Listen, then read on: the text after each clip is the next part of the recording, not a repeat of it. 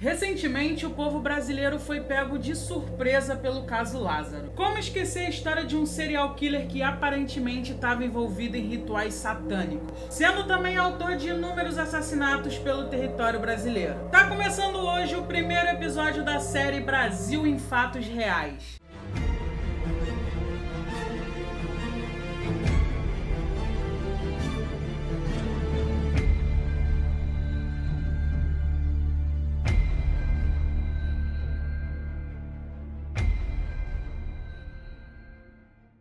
Pedrinho Matador, Maníaco do Parque, Thiago de Goiânia. Provavelmente muitos de vocês reconhecem esses nomes de algum lugar. Todas essas pessoas têm algo em comum. São intitulados serial killers. Segundo a psicologia, os serial killers ou assassinos em série possuem uma linha racional muito próxima. E para entender bem essa linha, temos que discutir dois tópicos: a psicose e a psicopatia. A psicose é um transtorno mental que faz com que as pessoas percam o contato com a realidade, podendo chegar a ter alucinações. Na psicologia, a psicopatia é vista como um conjunto de características que moldam uma personalidade. Ela não necessariamente é um transtorno mental ou algo do tipo. Esses sinais de psicopatia podem ser encontrados desde muito novo. E os motivos podem ser vários, desde fatores genéticos até fatores ambientais.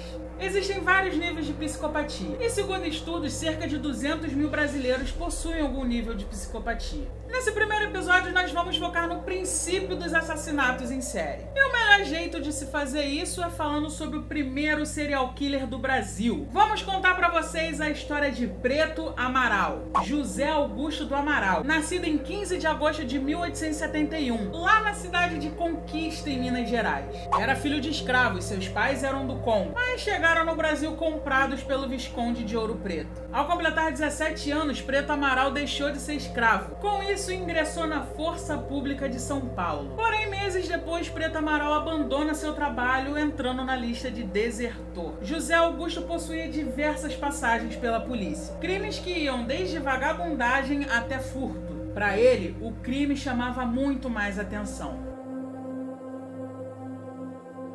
13 de fevereiro de 1926. O local era a Praça da Concórdia, em São Paulo. Um dia chuvoso. A vítima, uma criança de aproximadamente 9 anos de idade, que tirava um trocado trabalhando de engraxate ali mesmo na praça. Quando menos se espera, um homem chega e chama a criança. Oferece um dinheiro para, em troca, a criança ajudar o homem a carregar umas caixas. Ao cair a noite, o homem e a criança entram numa rua escura e o pior acontece. A criança é estrangulada e o homem, aproveitando de toda a sua força, estupra a criança. Após o ato, o homem deixa o local correndo e o corpo violado fica escondido.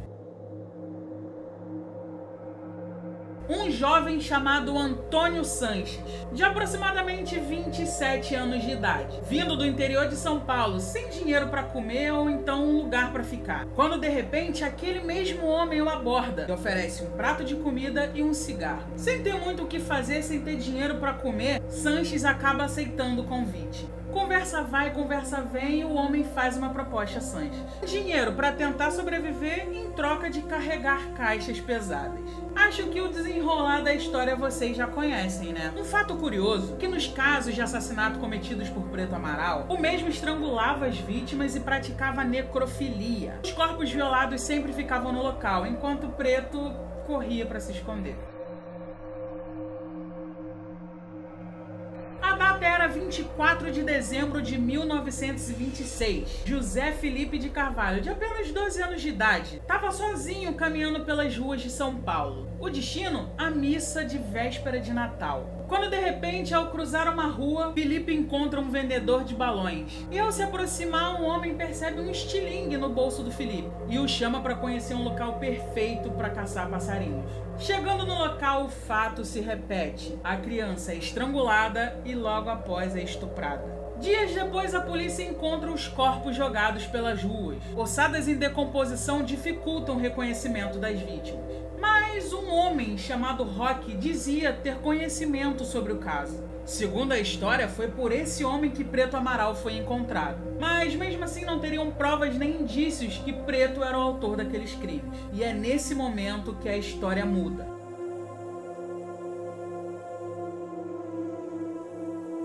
A primeira vítima de Preto Amaral, a criança engraxate, não havia morrido após estrangulamento. Foi nessa hora que Preto foi reconhecido pela criança. Depois de alguns meses na cadeia, mesmo sem ser julgado, Preto Amaral é diagnosticado com tuberculose. E dias depois vem a notícia: Preto Amaral acaba falecendo dentro da prisão. Após a morte de Preto Amaral, os policiais sempre relatavam que o homem ouvia as vozes das vítimas e que o mesmo se sentia muito aliviado por estar pagando seus crimes. Existia uma teoria de que Preto Amaral seria inocente, que na verdade ele só estava tentando tirar o foco do seu antigo patrão. Mas segundo jornais e entrevistas do próprio Preto Amaral, isso não passava de uma teoria. E essa foi a história do primeiro serial killer do Brasil. Mas logo logo o segundo episódio tá chegando aqui. Valeu? Um abraço, tamo junto.